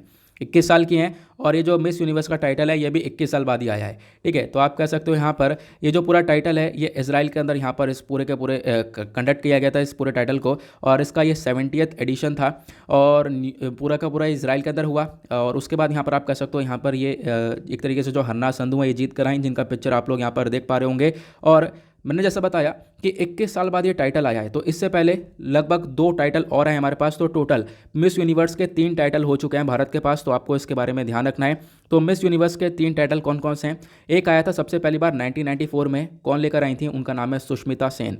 दूसरा टाइटल आया था 2000 के अंदर, लारा दत्ता लेकर आई थी। तीसरा टाइटल आप यहाँ पर ये वाला देख पाओगे जो कि यहाँ पर लेकर आई हैं हरनाज संधू, ठीक है, 2021 में। तो 21 साल बाद ये टाइटल आया है। अब ये एग्जाम वनडे एग्जाम में पूछा जा सकता है, ज़्यादा कुछ खास हमारे यूपीएससी के पर्सपेक्टिव से नहीं देखने को मिलेगा, क्योंकि इतिहास यहाँ पर बोलता है, देखो वैसे भी कि मतलब इस प्रकार के क्वेश्चन नहीं पूछे जाते हैं, लेकिन फिर भी क्या है ना, यूपीएससी एक अनप्रेडिक्टेबल है यार, कुछ भी हो सकता है, कुछ नहीं पता, ठीक है। तो फिर भी हम लोग यहाँ पर इसको कवर कर लेते हैं, तो हमने इसके बारे में पढ़ लिया। आगे बढ़ेंगे नेक्स्ट आर्टिकल पर। अगला आर्टिकल यहाँ पर बात करता है, जैसे हम लोग दुनियादारी की बात कर रहे हैं तो यहाँ पर बात की गई है यूरोपियन यूनियन के बारे में। तो यूरोपियन यूनियन ने क्या किया है, कुछ सैंक्शंस लगा दिए हैं रशियन मिलिट्री फर्म के ऊपर। रशिया की जो एक तरीके से प्राइवेट मिलिट्री फर्म है इसके ऊपर यहाँ पर सैंक्शन लगाए। उस ग्रुप का नाम है वैगनर ग्रुप, ठीक है, क्या नाम है? Wagner group. और यहाँ पर यूरोपियन यूनियन ने बोला ये कि जो ये ग्रुप है कहीं ना कहीं आतंकवादियों को प्रमोट करता था, आतंकवादियों को यहाँ पर ये बढ़ावा दे रहा था, ह्यूमन राइट अब्यूज़ कर रहे हैं ये लोग यूक्रेन के अंदर, लिबिया के अंदर, सीरिया के अंदर। इसी वजह से यहाँ पर इस ग्रुप के ऊपर सैंक्शन लगाए जा रहे हैं। हालांकि जो रशिया है वो इसको मना करता है कि ऐसा कुछ भी नहीं है, इसको डिनाई करता है, लेकिन यहाँ पर जो वैगनर ग्रुप है इसके ऊपर ही सैंक्शन लगाए गए। बोला गया कि भाई सीरियस ह्यूमन राइट अब्यूज़ कर रहा है ये वाला ग्रुप यूक्रेन के अंदर, Syria, Libya, central African Republic, Sudan, Mozambique, मतलब अफ्रीकन नेशंस हो गए, इनके अंदर भी यहाँ पर आतंकवादी को बढ़ावा दे रहा है। तो इसी वजह से यहाँ पर इसके ऊपर सैंक्शन लगाए गए हैं। अभी फिलहाल यहाँ पर ट्रैवल जो भी एक ग्रुप है बेसिकली, इस ग्रुप को लेकर जो भी एसेट है, जो भी पैसा वगैरह फ्रीज कर दिया जाएगा, ट्रैवलिंग वगैरह बैन कर दी जाएगी यूएस के अंदर। तो यहाँ पर बेसिकली इसका जो इम्पैक्ट डायरेक्ट रशिया के ऊपर नहीं पड़ेगा। तो रशिया के जो प्रेसिडेंट है व्लादिमीर पुतिन, उन्होंने कह दिया है कि डायरेक्टली हमारे ऊपर इम्पैक्ट नहीं पड़ेगा। फिलहाल ये एक तरीके से इसको डिनाई भी करते हैं कि ऐसा कुछ भी नहीं है, ऐसा यहाँ पर काम नहीं किया जा रहा है। और प्लस यहाँ पर जो वैगनर ग्रुप है इसको ना ही रशियन स्टेट रिप्रेजेंट कर रहा है और ना ही यहाँ पर रशियन स्टेट यहाँ पर इसको कोई पैसा वगैरह देता है, ठीक है। तो इसको रशिया से कनेक्ट मत करो, इसको अलग ही रख के चलो, ये यहाँ पर बताया गया। रशिया के थ्रू यहाँ पर ये स्टेटमेंट निकल कर आया है। देन उसके बाद यहाँ पर यूरोपियन यूनियन ने बताया कि कहाँ कहाँ पर इनका काफ़ी बुरा प्रभाव देखने को मिलेगा। प्लस यहाँ पर बहुत सारी कंट्रीज़ के अंदर जो बवाल चल रहा है वो इसी ग्रुप की वजह से चल रहा है, ऐसा बताया गया। बहुत सारी फंडिंग मिलती है, जो फंडिंग प्रोवाइड करवा रहा है, जो इसका ग्रुप का लीडर है, जितने भी लोग हैं सबके ऊपर यहाँ पर सैंक्शन लगा दिए गए हैं। तो ये इंपॉर्टेंट इन्फॉर्मेशन निकल कर आई है। आई होप आपको क्लियर हो चुका है, ज़्यादा डिटेल में मत जाना, जितना बता दिया उतना काफ़ी है। आगे बढ़ेंगे नेक्स्ट आर्टिकल पर। तो उसके बाद यहाँ पर छोटे छोटे आर्टिकल्स जो कि बेकार है, और आज का जो बिजनेस पेपर है हमारा एक तरीके से जहाँ पर इकोनॉमी के पॉइंट ऑफ व्यू से आर्टिकल आते हैं, ये भी कुछ खास नहीं है। यहाँ पर कोई भी आर्टिकल आप देख पाओगे इंपॉर्टेंट नहीं निकल कर आएगा, ठीक है। तो इस पेपर को भी आप लोग अच्छे से स्किप कर सकते हो। स्किप क्या, इसको हटा दो, पूरा टाइम वेस्ट मत करना। एक आर्टिकल आप देख पाओगे ये है, यहाँ पर क्या है कि एक तरीके से बोला गया है जो वेजिटेबल ऑयल है इसको हम लोगों ने इंपोर्ट करना बढ़ा दिया है। हम लोग ऑयल को बहुत इंपोर्ट करते हैं, हम ऑयल को पहले से इंपोर्ट कर रहे हैं, अभी जो वेजिटेबल ऑयल है, ठीक है, इसको इंपोर्ट कर दिया गया है। नवंबर के महीने में 6% से इसके अंदर इंक्रीमेंट देखने को मिला है। खासकर जो सोयाबीन ऑयल है इसको सबसे ज़्यादा इंपोर्ट किया गया है, यहाँ पे बताया गया। इसको बस खाली एक आइडिया रख सकते हो कि नवंबर 2021 के महीने में हम लोगों ने लगभग 11,73,747 टन ऑयल को परचेज़ किया है, इंपोर्ट किया है दूसरी कंट्री से। और इसको कंपेयर करें तो अक्टूबर के महीने में काफ़ी कम था, अक्टूबर के महीने से भी ज़्यादातर बढ़ चुका है, इंक्रीमेंट हो चुका है नवंबर के महीने में, ठीक है। तो ये आपको ध्यान रखना है। आगे बढ़ते हैं, हम डायरेक्टली चलेंगे अपने एडिटोरियल पर, देखेंगे आज के इंपॉर्टेंट एडिटोरियल्स को। तो बेसिकली आज 3 आर्टिकल हैं, 3 एडिटोरियल हैं जो कि काफ़ी इंपॉर्टेंट है। पहला आर्टिकल आता है ये वाला, ठीक है। यहाँ पर ऑथर ने काफ़ी कुछ समझाया है कि किस प्रकार से यहाँ पर यूएस अफगानिस्तान से विड्रॉ किया, ये आपको मालूम है। प्लस उसके बाद अफगानिस्तान के अंदर के साथ साथ यहाँ पर इसका क्या इम्पैक्ट पड़ा है दुनिया भर में, और दुनिया भर में आज के टाइम पर यह देखा गया कि जो यूएस की पावर से कैसे डिक्लाइन होती हुई नजर आ रही है और दूसरे इशू कैसे बढ़ते हुए नजर आ रहे हैं। अब कोई डर रह नहीं गया है। तो यहाँ पर ये ऑथर ने इसके बारे में समझाया है, एक अच्छा आर्टिकल है, हम लोग कह सकते हैं हमारे एग्जाम के लिए। उसके बाद नीचे एक आर्टिकल आपको देखने को मिलेगा, यहाँ पर बात की गई है यूरोपियन यूनियन के ग्लोबल गेटवे प्लान के बारे में। तो ये ग्लोबल गेटवे प्लान क्या है, इसके बारे में डिस्कशन करेंगे, अच्छे से जानेंगे कि यूरोपियन यूनियन की स्ट्रैटेजी अपने आप में अल्टीमेट लेवल की है। यूरोपियन यूनियन चाह रहा है कि हम लोग क्या करें, लिंक बनाएं, हम लोग किसी के ऊपर डिपेंडेंसीज को ना देखें, हम लोग क्या करें, कंट्रीज़ के साथ लिंक को डेवलप करें और चाइना वाला सिस्टम ना अपनाएं, ठीक है। तो यहाँ पर चाइना को भी टारगेट किया गया है, इसको हम लोग डिस्कस करेंगे, काफ़ी अच्छा आर्टिकल है। देन उसके बाद एक आर्टिकल यहाँ पर ये वाला है, इसके बारे में ऑलरेडी कल डिस्कशन हम लोग कर चुके हैं कि अभी यूएस ने क्या किया, बहुत सारे कंट्रीज़ के ऊपर सैंक्शन लगाए, चाइना के ऊपर लगाया, नॉर्थ कोरिया के ऊपर, और साथ ही साथ बांग्लादेश के अंदर जो रैपिड एक्शन बटालियन है इसके ऊपर भी सैंक्शंस लगाए गए। ये मैंने कल आपको इसके बारे में समझाया था, लेकिन कोई बात नहीं, यहाँ पर अभी इसको आर्टिकल को हम लोग सबसे लास्ट में देखेंगे। सबसे पहले हम शुरुआत करते हैं इसी आर्टिकल से, फैथोमिंग द न्यू वर्ल्ड डिसऑर्डर। अभी यहाँ पर क्या हुआ है, हमने देखा जो ये साल 2021 है, ये यहाँ पर हिस्ट्री के अंदर अगर हम देखें तो काफ़ी हद तक हमारा साल ये बहुत डाउन देखने को मिला। पोस्ट जो कोल्ड वॉर हुआ था उसके बाद से अभी तक हम लोगों ने सबसे बड़ा इंसिडेंट 2021 के अंदर देखने को मिला है। जो इंसिडेंट है वो क्या हुआ है कि अमेरिका विड्रॉ कर चुका है अफगानिस्तान से अंदर। आपको मालूम होगा क्या है कि अमेरिका 2001 में अफगानिस्तान के अंदर आया था, जब ये 2001 यहाँ पर आप कह सकते हो कि एक तरीके से अटैक हुआ था, 9/11 जो अटैक हुआ था, आपको मालूम होगा, ठीक है। तो उसके बाद यहाँ पर क्या हुआ, अमेरिका आया था अफगानिस्तान में आतंकवाद को ख़त्म करने के लिए, लेकिन यहाँ पर आतंकवाद ख़त्म नहीं हुआ और 20 साल तक यहाँ पर एक तरीके से अमेरिका एक तरीके से पैसा खर्च करता रहा, और अब यहाँ पर अमेरिका यहाँ से विड्रॉ कर चुका है।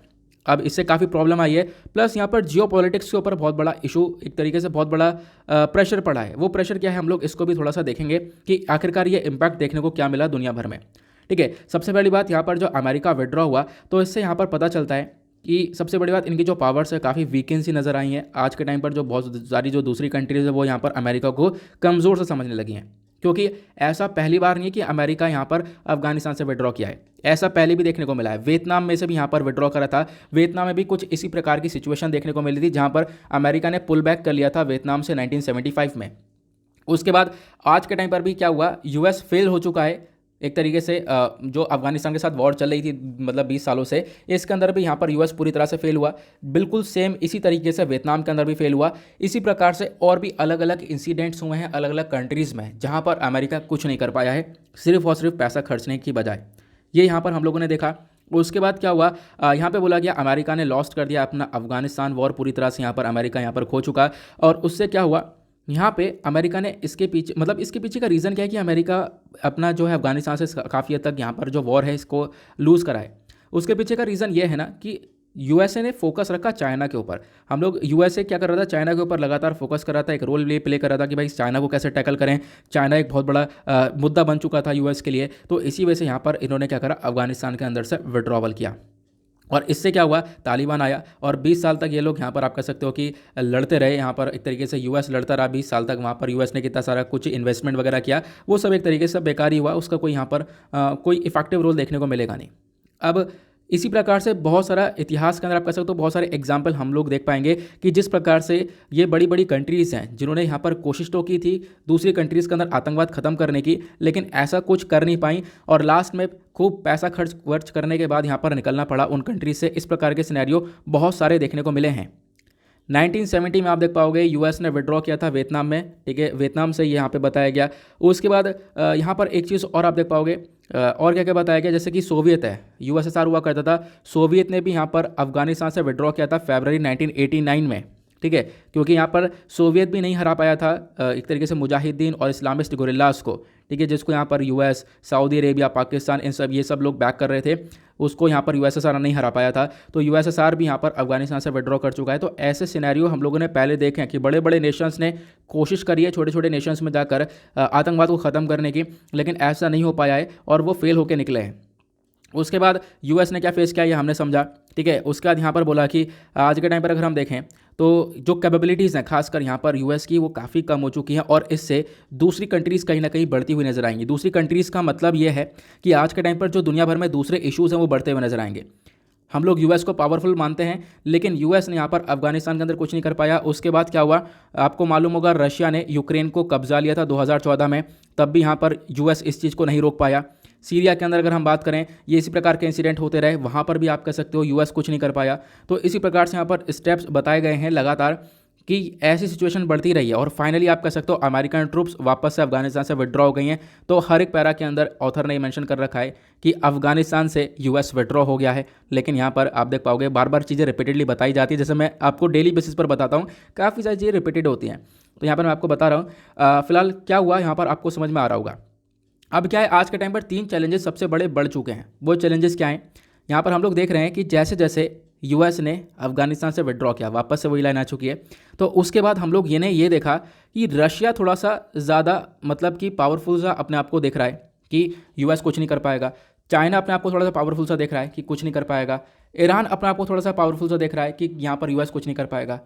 ऐसा क्या हुआ, तो आपको मालूम होगा रशिया यूक्रेन के अपने आप में काफ़ी बड़े कॉन्फ्लिक्ट रहते हैं, बहुत बड़े विवाद रहते हैं। अब रशिया यूक्रेन का जो कॉन्फ्लिक्ट है काफ़ी बार मैं समझा चुका हूँ, इसके बारे में जो नोट्स है मैंने आपको यहाँ पे प्रोवाइड करवा दिए हैं। इस रशिया यूक्रेन के कॉन्फ्लिक्ट के जो नोट्स हैं यहाँ पे मैंने पिन कर दिए हैं, प्लस टेलीग्राम पर भी शेयर कर दिए हैं, वहाँ पर आपको चेकआउट कर सकते हो।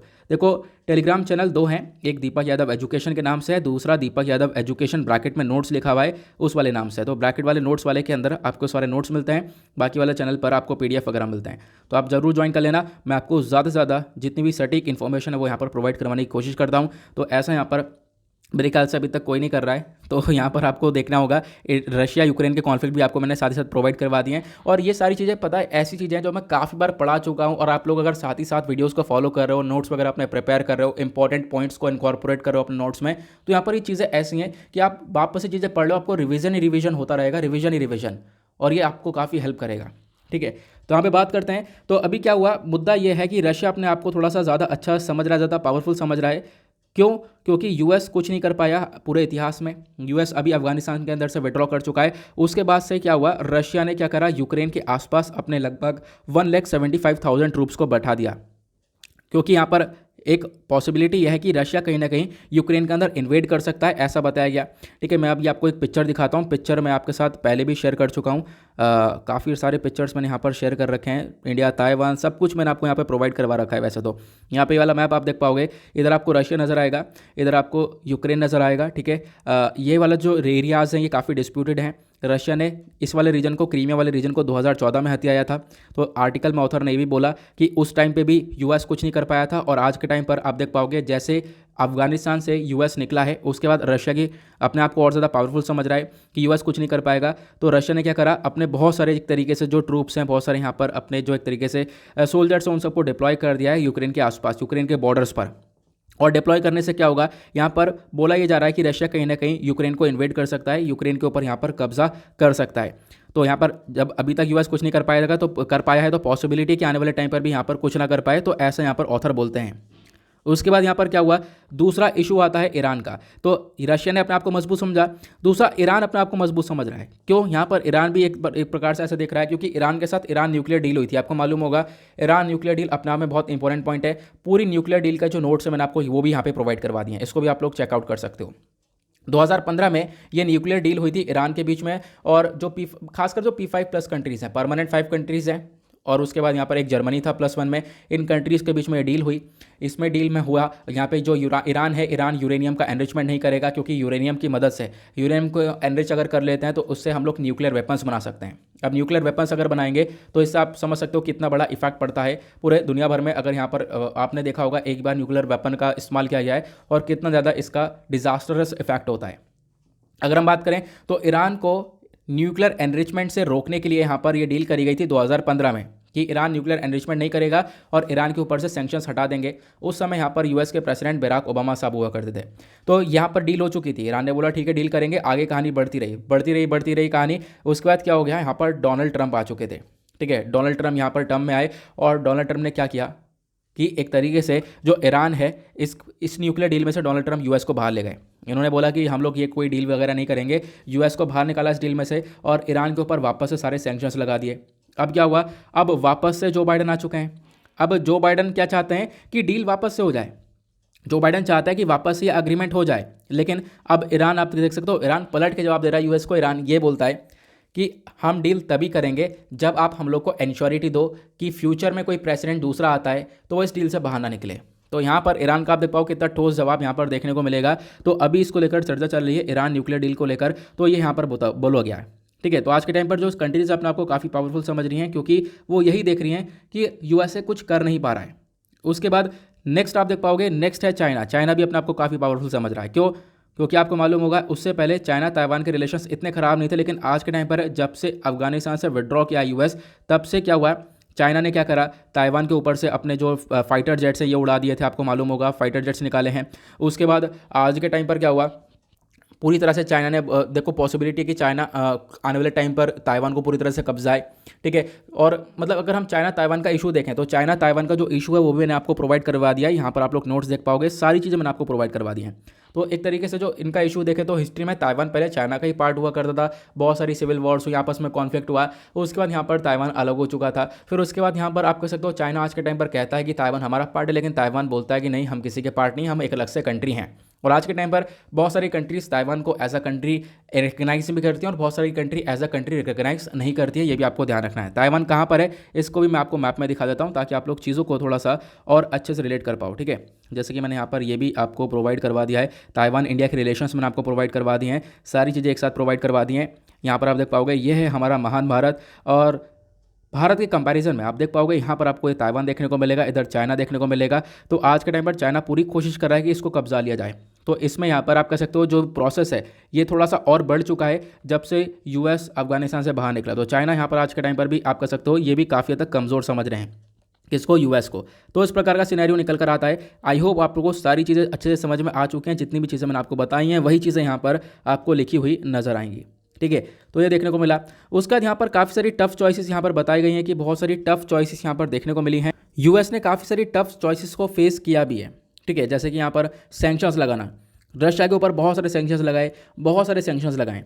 ठीक है, लेकिन यहाँ पर क्या है, अगर यूएस पहले ही काम कर लेता, जब यहाँ पर रशिया एक तरीके से कब्जा रहा था 2014 में क्रीमिया को, तब अगर यहाँ पर रशिया के ऊपर बहुत ज़्यादा एक्सट्रीम सैंक्शंस लगा दिए जाते, यूरोपियन यूनियन के साथ मिलकर सैंक्शंस लगा दिए जाते, तो आज के टाइम पर क्रीमिया को हथियाया ना जाता। ठीक है, तो इस प्रकार की चीज़ें बताई गई हैं। तो यहाँ पर बोला गया कि अफगानिस्तान से विड्रॉवल होने के बाद काफ़ी हद तक कमजोरी देखने को मिल रही है यूएस की, और दुनिया भर में काफ़ी हद तक आप कह सकते हो कि जो कंट्रीज़ हैं वो कहीं ना कहीं उनके ऊपर इफेक्ट जो पड़ना है वो काफ़ी कम हो चुका है। उसके बाद आज के टाइम पर क्या है, बोला गया कि जो अमेरिका है इसको अपनी चीज़ों के अंदर बदलाव करना पड़ेगा। ठीक है, क्योंकि अगर ऐसे चलता रहा तो इसकी वजह से तो ऑलरेडी यहाँ पर अमेरिका एक डिलेमा में पड़ा हुआ है। तो आने वाले टाइम पर आप देख पाओगे काफ़ी सारी चीज़ों के अंदर बदलाव करना पड़ेगा, अदरवाइज़ यहाँ पर ऐसी चीज़ें चलती रहेंगी और जो ये कॉन्फ्लिक्ट्स हैं ऐसे बढ़ते रहेंगे। आई होप आपको ये आर्टिकल अच्छे से क्लियर हो चुका है। सारी चीज़ें मैंने आपको यहाँ पर प्रोवाइड करवा दी हैं। अगला आर्टिकल बात करता है a global gateway to creating links not dependencies. यहाँ पर क्या हुआ है, अभी रिसेंटली क्या हुआ, पहले देख सकते हो किन्होंने लिखा है ये आर्टिकल लिखा है जोसेफ बोरेल फॉन्टिलीस, और उसके बाद यहाँ पर दूसरी हैं जुटा ओरपेलेन। ठीक है, इनका नाम है बेसिकली, यहाँ पर आप देख पाओगे नाम इनका बताया गया है। अब यहाँ पर अगर हम देखें तो इसके अंदर इन्होंने ये बताया कि जो यूरोपियन यूनियन है इसने यहाँ पर अपना एक ग्लोबल गेटवे प्लान को लाया, और जो ये ग्लोबल गेटवे प्लान है इसका मेन मकसद क्या है, इसका मेन मकसद है कि चाइना का जो बेल्ट एंड रोड इनिशिएटिव है उसको टैकल करना। पहले मैं आप लोगों को इस ग्लोबल गेटवे प्लान के बारे में सारी चीज़ें समझा देता हूँ, बिल्कुल नोट्स यहाँ पे मैं आपको प्रोवाइड करवा रहा हूँ। आर्टिकल हमारा जीएस पेपर 3 के पॉइंट ऑफ व्यू से इंपॉर्टेंट होगा, global groupings, international treaties and agreements के पॉइंट ऑफ व्यू से। ये न्यूज़ में क्यों है, क्योंकि रिसेंटली यूरोपियन कमीशन ने क्या किया है, यहाँ पर अनाउंस किया है एक प्लान, और उसका नाम है ग्लोबल गेटवे। इसमें क्या होगा, जो पैसा है काफ़ी सारा लगाया जाएगा, दुनिया भर में पब्लिक प्राइवेट इंफ्रास्ट्रक्चर इन्वेस्टमेंट किया जाएगा। ठीक है, दुनिया भर में पैसा इन्वेस्ट करेगा यूरोपियन यूनियन, कितना, लगभग 300 बिलियन यूरोज तक का यहाँ पर इन्वेस्टमेंट किया जाएगा। ऑल्दो यहाँ पर देखो ये नहीं बोला गया कि हम लोग चाइना को टैकल करने के लिए इसका अनाउंसमेंट कर रहे हैं, लेकिन फिर भी जैसे जैसे यहाँ पे बातें की गई हैं उससे बिल्कुल साफ पता चलता है कि जो चाइना का बेल्ट एंड रोड इनिशिएटिव है उसी को टैकल करता हुआ नजर आता है ये वाला प्लान। ओके, तो ये आपको ध्यान रखना है। अब जो ग्लोबल गेटवे प्लान है इसके अंदर क्या बोला गया, यहाँ पे बोला गया है कि देखो जो डेवलपमेंटल मेंशंस है उसके ऊपर काम किया जाएगा। मतलब कि यूरोपियन यूनियन का फोकस ये है कि हम लोग क्या करें, ज़्यादा से ज़्यादा दुनिया भर में डेवलपमेंट करें, खासकर फोकस रखें हाई क्वालिटी डिजिटल, एक तरीके से जो एक तरीके से डिजिटलाइज करें चीज़ों को, क्लाइमेट एनर्जी के ऊपर काम करें, ट्रांसपोर्ट इंफ्रास्ट्रक्चर के ऊपर पैसा खर्चा जाएगा, प्लस उसके बाद हेल्थ इंफ्रास्ट्रक्चर को मजबूत किया जाएगा, एजुकेशन रिसर्च सिस्टम, दुनिया भर में इसके ऊपर पैसा खर्चा जाएगा। ठीक है, अब क्या हुआ, इसकी जो फंडिंग है, इसकी फंडिंग यहाँ पर प्रोवाइड करवा रहा है यूरोपियन यूनियन। यूरोपियन यूनियन क्या करेगा, पैसा यहाँ पर यूज़ करेगा अपना European fund for sustainable development plus का यहाँ पर ये फंड यूज़ किया जाएगा ताकि हम लोग डेवलपमेंट कर सकें। अलग अलग फंड यूज़ किया जाएगा जो कि हमारे लिए खास इंपॉर्टेंट नहीं है, लेकिन यहाँ पर आपको ध्यान रखना है ये सारा काम क्यों किया जा रहा है, ताकि जो कंट्रीज़ हैं, कंट्रीज़ के अंदर चाइना अपना इन्वेस्टमेंट ज़्यादा ना कर पाए, क्योंकि हम लोगों ने ये देखा चाइना का इन्वेस्टमेंट लगातार बढ़ा है। ठीक है, और चाइना ने काफ़ी सारा पैसा भी प्रोवाइड करवाया कंट्रीज़ को। नाउ जब चाइना ने पैसा प्रोवाइड करवाया तो इससे क्या होता है, इससे चाइना का बहुत बड़ी कैप्चरिंग दुनिया भर में बन चुकी है। ठीक है, दुनिया भर में आप कह सकते हो चाइना ने इन्वेस्टमेंट करना चालू कर, इन्वेस्टमेंट क्या बहुत पहले से चालू कर रखा है। आज के टाइम पर आप देख पाओगे चाहे वो श्रीलंका हो, पाकिस्तान हो, म्यांमार हो और भी बहुत सारे नेशंस हो, सभी जगह पर काफ़ी सारा पैसा लगा चुका है, बहुत सारी चीज़ों को डेवलप कर चुका है। श्रीलंका के अंदर हम्बनतोता पोर्ट को खरीद चुका है। इंडिया के इर्द गिर्द आप कह सकते हो जो स्ट्रिंग ऑफ पर्ल है वो यहाँ पर पूरी तरह से वो बुन चुका है। अब करता क्या है, चाइना यहाँ पर अपनी डेट ट्रैप डिप्लोमेसी को अपना रहा है। डेट ट्रैप डिप्लोमेसी का मतलब यह है कि बहुत सारा पैसा इन कंट्रीज़ को दे दिया जाता है। अब ये कंट्रीज़ पैसा लेने के बाद उस पैसे को चुका नहीं पाती हैं, क्योंकि यहाँ पर इतना लोन मिल जाता है कि इनको उस लोन को चुकाने के लिए भी लोन चाहिए होता है। इस प्रकार की चीज़ें यहाँ पर ये नज़र आती हैं। तो यहाँ पर क्या हुआ कि अब यहाँ पर क्या होता है, इन कंट्रीज़ को कहीं ना कहीं चाइना की सुननी पड़ती है। तो इन्हीं चीज़ को टैकल करने के लिए यहाँ पर यूरोपियन यूनियन इस प्रकार का प्रोजेक्ट लेकर आ रहा है। दुनिया भर में हम लोग इन्वेस्टमेंट और इंफ्रास्ट्रक्चर के ऊपर काम करेंगे। और आपको याद होगा इसी प्रकार का जो प्रोजेक्ट है, मतलब इसी प्रकार का जो इनिशिएटिव है वो अभी G7 कंट्रीज़ ने भी अनाउंस किया था, जिसका नाम है build back better world initiative. ठीक है, यहाँ पर भी मेन मकसद ये था कि जो G7 कंट्रीज़ होंगी वो पैसा खर्चेंगी, वो पैसा इस प्रकार से खर्चेंगी कि क्या होगा कि हम लोग चाइना का जो एक तरीके से इन्वेस्टमेंट है उसको रोक सकें। किसी भी कंट्री को पैसे की ज़रूरत है तो वो चाइना के पास ना जाए, सबसे पहली बात यहाँ पर G7 कंट्रीज़ के पास जाए। अब क्या होगा, इससे ये जो कंट्रीज़ है ये कहीं ना कहीं जो अपनी डेट ट्रैप डिप्लोमेसी वो तो नहीं अपनाएंगी। ठीक है, ये आराम से चीज़ों को अच्छे से यहाँ पर एक तरीके से सॉल्व किया जाएगा इन कंट्रीज़ के थ्रू। तो ये चीज़ें यहाँ पर बताई गई हैं। आई होप आपको ये क्लियर हुआ। तो जैसे मैंने आपको बताया है कि जैसे B3W प्रोजेक्ट का मतलब है build back better world initiative को लॉन्च किया गया। G7 कंट्रीज़ यहाँ पर बोला है कि हम लोग क्या करेंगे, जो G7 कंट्रीज़ के अंदर रिचेस्ट डेमोक्रेसीज देखने को मिलेंगी, ये पैसा खर्चेंगी। पैसा खर्चने के बाद चाइना का जो बेल्ट एंड रोड इनिशिएटिव है इसको टैकल करेंगे। चाइना का इन्वेस्टमेंट जो है बेसिकली उसको रोका जाएगा। अब यहाँ पर जो चाइना का बेल्ट एंड रोड इनिशिएटिव है ये क्या है, इसके बारे में आप लोगों को पता होना चाहिए। ये जो प्रोजेक्ट है इसको लॉन्च किया गया था 2013 में। और चाइना यहाँ पर क्या चाहता है, चाइना चाहता है दुनिया भर के साथ कनेक्टिविटी। चाइना चाहता है एशिया, यूरोप, अफ्रीका सभी को कनेक्ट कर दे व्यापार के माध्यम से, चाइना का रूट बन जाए। चाइना ने अभी तक 2013 से लेकर 2020 तक $750 बिलियन तक का यहाँ पर ये पैसा इन्वेस्टमेंट किया है इसके अंदर। उसके बाद आज के टाइम पर आप देख पाओगे इसका क्रिटिसिज्म क्यों होता है, क्रिटिसिज्म इसलिए होता है क्योंकि ये पैसा देते होते तो हैं कंट्री को, लेकिन देने के बाद क्या करते हैं, उस कंट्री को फिर एक तरीके से कब्जाने की पूरी तरह से कोशिश करता है, उस कंट्री के ऊपर कंट्रोल पाने की पूरी तरह से कोशिश करता है। तो ये चीज़ें हम लोग यहाँ पर देख पाते हैं। देन उसके बाद ये जो प्रोजेक्ट है पिक्चर में कैसे दिखता है तो आप लोग देख पाओगे, जैसे कि यहाँ पर ऊपर आपको चाइना नज़र आ रहा होगा। ठीक है, तो चाइना ने यहाँ पर ये एक तरीके से जो ये अलग अलग रूट बना रखे हैं, व्यापार के रूट बना रखे हैं। ये जो ब्लू वाले रूट है ना, ये मैरीटाइम सिल्क के समुद्र के रास्ते हैं। समुद्र के रास्ते से हम लोग दुनिया भर की कंट्रीज़ को कनेक्ट करेंगे। ठीक है, उसके बाद ये जो हरे वाले रास्ते हैं ये सिल्क रोड है, मतलब यहाँ पर एक तरीके से ये रोड बनाई जा रही है लैंड के माध्यम से। तो आप देख पाओगे इस प्रकार से चाइना चाह रहा है कि हम लोग क्या कर सके, दुनिया भर को कनेक्ट कर सकें।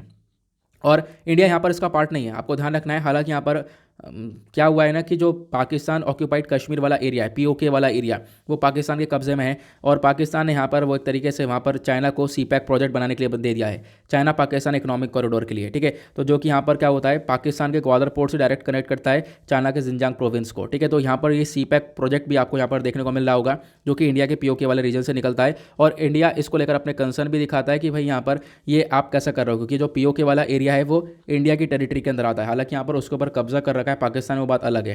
ठीक है, ये चीज़ हम लोग देख पाते हैं। तो क्या है, यहाँ पर यूरोपियन यूनियन आज के टाइम पर दिखा रहे हैं कि किस प्रकार से जो इन्वेस्टर है, पार्टनर्स हैं, वो आपस में मिलकर काम कर सकते हैं और यहाँ पर किस प्रकार से काम किया जा सकता है। अफ्रीका के अंदर अपनी कनेक्टिविटी को बढ़ाएंगे। ठीक है, खासकर यूरोपियन यूनियन का मेन काम यह है आज के टाइम पर अपने लिंक को क्रिएट करना। ठीक है, एक लिंक बनाना। ठीक है, जैसे मैंने आपको बताया पैसा कहाँ पर इन्वेस्ट किया जाएगा, कैसे कैसे इन्वेस्ट किया जाएगा, डिजिटलाइज के ऊपर पैसा खर्च किया जाएगा, ग्रीन एनर्जी के ऊपर पैसा खर्च किया जाएगा, ये मैंने आपको बताया। उसके बाद यहाँ पे मैंने आपको बताया डेट ट्रैप डिप्लोमेसी के बारे में कि जो पैसा चाइना क्या करता है, पैसा देने के बाद यहाँ पर उन कंट्रीज़ को फंसा देता है उसी जाल में, लेकिन यहाँ पर ये कंट्रीज़ नो डेट ट्रैप की तरफ बढ़ेंगी। ऐसा नहीं है कि हम लोग यहाँ पर पैसा दे रहे हैं किसी कंट्री का तो उसको डेट ट्रैप पॉलिसी के अंदर फंसाएं, इस डिप्लोमेसी के अंदर फंसाएं, उस कंट्री के साथ बुरा व्यवहार करें, तो ऐसा यहाँ पर बिल्कुल नहीं होगा। यहाँ पर बोला गया है कितना पैसा अनाउंस किया गया है वो यहाँ पर मेंशन किया गया, मैंने आपको बताया 300 बिलियन डॉलर्स तक का यहाँ पर 300 बिलियन यहाँ पर यूरोप पैसा खर्च किया जाएगा इस प्लान के अंदर, और 2021 से लेकर 27 तक ये पैसा खर्च किया जाएगा ताकि हम लोग डेवलपमेंट कर सकें। ये भी मैं आपको बता चुका, एजुकेशनल रिसर्च के ऊपर पैसा खर्च किया जाएगा। तो ये सारी चीज़ें मैं आपको ऑलरेडी नोट्स के फॉर्म में प्रोवाइड करवा चुका हूँ, काफ़ी आसान कर चुका हूँ। ठीक है, तो यहाँ पर इसके बारे में आपको ध्यान रखना है कि इस प्रकार से यहाँ पर कनेक्टिविटी को इंक्रीज करने के बारे में चर्चा की गई। तो इसी के साथ यहाँ पर हम लोग करते हैं अपने लेक्चर को समाप्त, क्योंकि ये कुछ आर्टिकल्स हैं। उसके बाद ये वाला आर्टिकल है कुछ खास नहीं है, कल मैं इसके बारे में बता चुका हूँ कि चाइना ने सैंक्शंस लगाए हैं, सॉरी परसों भी बताया था मैंने स्टार्टिंग में, आपको मालूम होगा कि चाइना ने अभी, सॉरी चाइना कह रहा हूँ यूएस ने यहाँ पर सैंक्शन लगा दिए हैं बांग्लादेश के रैपिड एक्शन बटालियन के ऊपर, और उसके बाद यहाँ पर चाइनीज़ बहुत सारी कंपनीज़ के ऊपर, क्योंकि वो क्या होता है चाइना के अंदर उइगर मुस्लिम्स के ऊपर काफ़ी अत्याचार होता है। ठीक है, तो इस प्रकार की चीज़ें यहाँ पर मैं बता चुका हूँ, ये हमारे लिए कुछ खास ऐसा देखने को मिलेगा भी नहीं। ठीक है, इंडिया का यहाँ पर कोई रोल नहीं है, तो आप लोग यहाँ पर इसको एक तरीके से स्किप भी कर सकते हो, लेकिन यहाँ पर ये जो आर्टिकल है ये इंटरनेशनली बहुत ज़बरदस्त है। ठीक है, ये अफगानिस्तान वॉर ये हमारा काफ़ी ज़्यादा अच्छा आर्टिकल था जिसको हमने अभी डिस्कस किया है। उसके बाद नीचे जो आर्टिकल है यहाँ पर किस प्रकार से चाइना को टैकल किया जा रहा है दुनिया भर में, ये आप यहाँ पर इसके बारे में ध्यान रख सकते हो। ओके, तो इसके बारे में ध्यान रखना है। इसी के साथ करते हैं हम लोग अपने लेक्चर को समाप्त, मिलते हैं आप लोगों से नेक्स्ट वीडियो में। आज के लिए bye bye, have a nice day, thank you and Jai Hind.